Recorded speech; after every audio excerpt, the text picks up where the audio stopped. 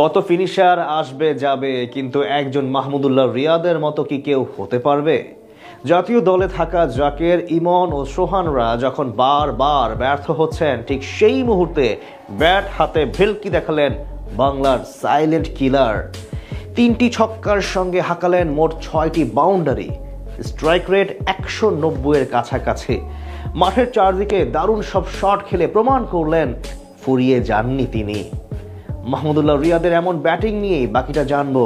তীরে এসে তরি ডুবিয়ে এশিয়া কাপের ফাইনাল খেলার স্বপ্ন ধূলিসাৎ করেছে বাংলাদেশ ক্রিকেট দল। বিশেষ করে মিডল অর্ডার ব্যাটারদের পারফরমেন্স পুরো আসর জুড়ে ভুগিয়েছে টাইগারদের পুরো টিমকে। জাকের আলী অনেক, নুরুল হাসান সোহান কিংবা তাওহিদ হৃদয়রা আস্থার প্রতিদান দিতে পারেননি ভক্তদের। তরুণদের এমন পারফরমেন্সে যখন দুশ্চিন্তার অতল গহ্বরে হারিয়ে যাওয়ার অবস্থা সবার, ঠিক সেই মুহূর্তে ব্যাট হাতে আবারও নিজের বিধ্বংসী রূপ দেখালেন জাতীয় দলের সাবেক তারকা মাহমুদুল্লাহ রিয়াদ। কথায় আছে, পুরনো চাল ভাতে বাড়ে, কিংবা form is temporary, class is permanent. সেই কথাগুলি যেন আরো একবার প্রমাণ করলেন ডানহাতি এই ব্যাটার। বয়সের গণ্ডি ছাপিয়ে তরুণ ক্রিকেটারদের দেখালেন নিজের বিধ্বংসী রূপ। জাতীয় দলের রাডারে থাকা সকল বোলারদের তুলোধুনো করে খেললেন প্রায় 186 স্ট্রাইক রেটের অনবদ্য এক ইনিংস। এদিন ন্যাশনাল ক্রিকেট লিগ টি20 টুর্নামেন্টে টসে জিতে আগে ব্যাট করতে নামে তার দল ঢাকা মেট্রো। ওপেনিং এ নেমে দারুণ খেলতে থাকেন অধিনায়ক নাঈম শেখ এবং মাহফিজুল ইসলাম। তাদের 81 রানের উদ্বোধনী জুটি ভাঙেন স্পিনার হাসান মুরাদ। এই ম্যাচে 5 নম্বর পজিশনে ব্যাট করতে আসেন মাহমুদুল্লাহ রিয়াদ। নিজের প্রথম 6 বলে নেন 5 রান।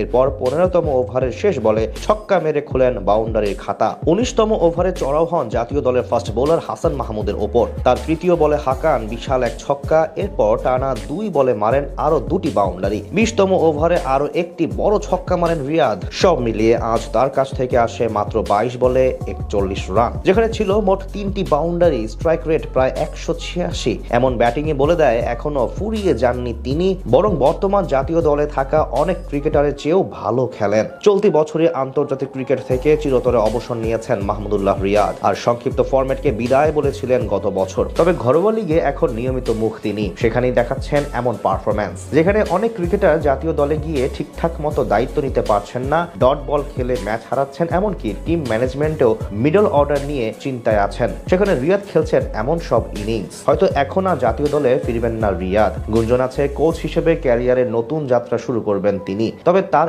এমন সব ইনিংস মনে করিয়ে দেয় সেই পুরনো দিনের স্মৃতির কথা। নিদাহাস ট্রফিতে ছক্কা মেরে ম্যাচ জেতানোর ঘটনা, চ্যাম্পিয়ন্স ট্রফির মঞ্চে নিউজিল্যান্ডের মতো দলের বিপক্ষে অবিশ্বাস্যভাবে ম্যাচ জিতিয়ে ফেরা, কিংবা 2015 বিশ্বকাপে পরপর সেঞ্চুরি হাঁকিয়ে ইতিহাস রচনা করার কথা।